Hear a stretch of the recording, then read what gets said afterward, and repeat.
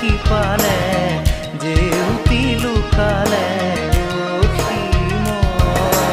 নভবা কথাও হঠাতে হয় চাগে পায়ো হেৰুৱালো বুজি পোৱাৰ আগতে